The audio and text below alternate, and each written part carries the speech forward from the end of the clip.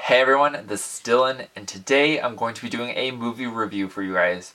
So this is, I don't know if it's long awaited or whatever, I mentioned it a long time ago, but we're going to be doing a movie review of Hereditary. So Hereditary is a 2018 release, and it's directed by Ari Aster. This is his very first movie. And this will contain spoilers because I don't think that you can talk about this movie without spoilers.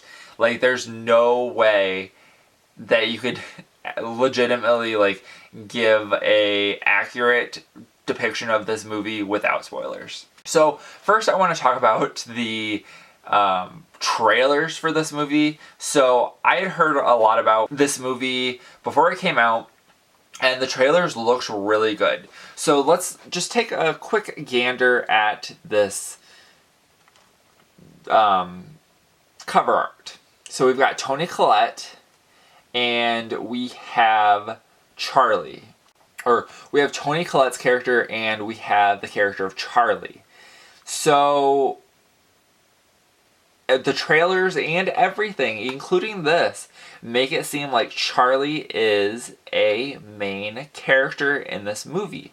And that's what I thought. Like, when I originally watched the trailers, I thought that this movie was going to be based around this creepy little girl. And boy, was I wrong. So this movie starts out with Toni Collette's character's mother has died. We find out that the mother is a very secretive person, and she was very distant, and that there's all these different issues going on with their family. It's kind of like an estranged mother situation. So she has died, and it's left Toni Collette kind of in turmoil. Like, she wasn't super close with her mom, but it's also, I guess it's also like, she was her mother and she died, so it's pretty gut-wrenching. So we go through, and they're just trying to pick up their life after this, because I guess the mother was staying with them up until when she died. So Toni Collette does, the way that she handles her emotional stressors or whatever is she does miniatures. So she does miniatures for art galleries and stuff like that. So she does her miniatures, and she has a conversation with Charlie. And Charlie's like, oh, well, who's going to take care of me now that Grandma's dead? And she's like, I'm going to take care of you, silly. Like, what are you talking about?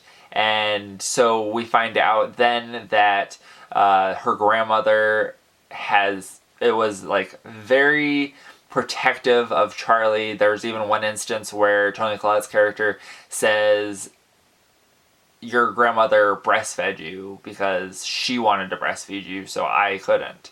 And that's weird. That's not something that normally happens.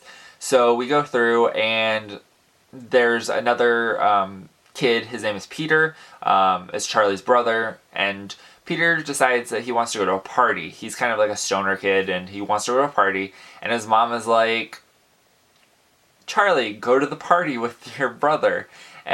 Well, he says that it's like a barbecue or whatever. But still, there's at least probably 3 or 4, maybe even 5-year age gap between them. And it's weird. Why would Toni Collette's character be like, hey, take your little sister to a party or a barbecue with your friends?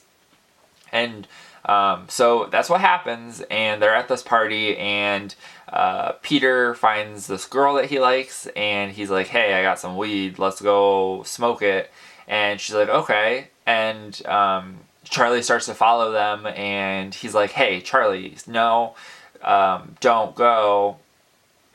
He's like, they're giving out cake over there. So the cake has nuts in it, and Charlie is allergic to nuts.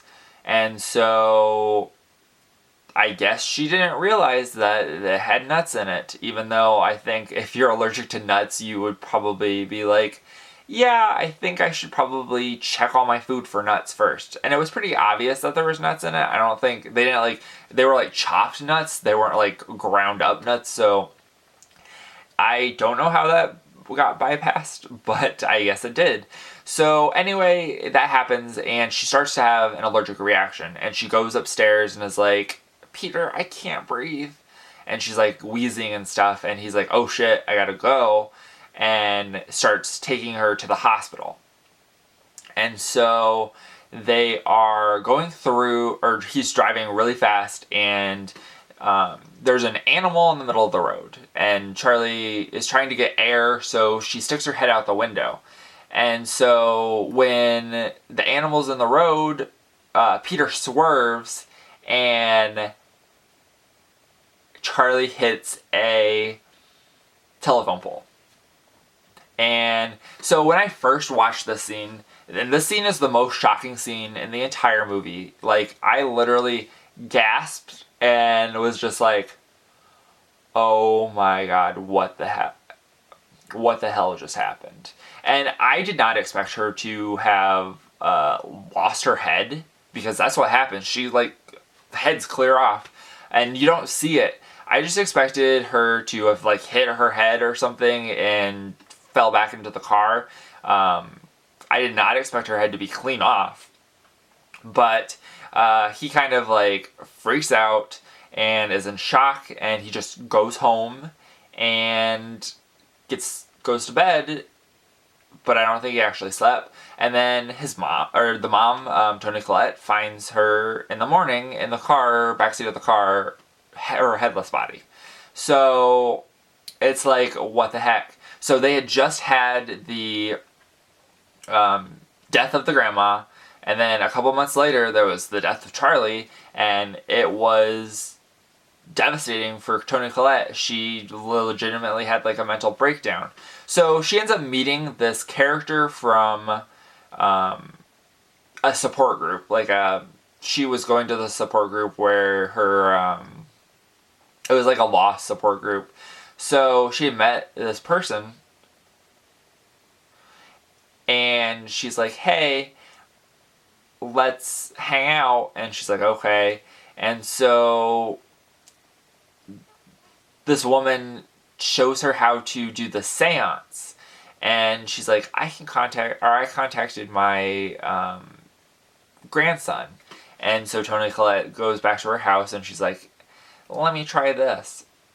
And she like summons Charlie, and then things start slowly. Peter starts going insane. He's left with this immense amount of guilt for killing his sister, and then we find out that this has been all part of the plan put on by Toni Collette's mom, because she's the leader of this like cult. And so what is happening is they believe in this deity called Payman. And so Payman is a male, and like a male god or whatever. And he wants a male body, but he didn't have one. So he was put into Charlie's body. And Charlie had to die for Payman to transfer bodies, and he wanted a male body, and so they were after Peter the entire time, and they had to emotionally wreck Peter in order to get Payman into that body. And so that's basically what happens. So this movie has a lot of symbolism. Like, there's definitely a motif of decapitation and getting heads cut off. There's one scene, or not one scene, but there's one specific thing. I know that there's a lot of foreshadowing and stuff in this movie. Like the chocolate is like a sign of the devil or whatever. Because chocolate plays a part in two different scenes at least. The miniatures has to do with grief, and also not being in control of the situation.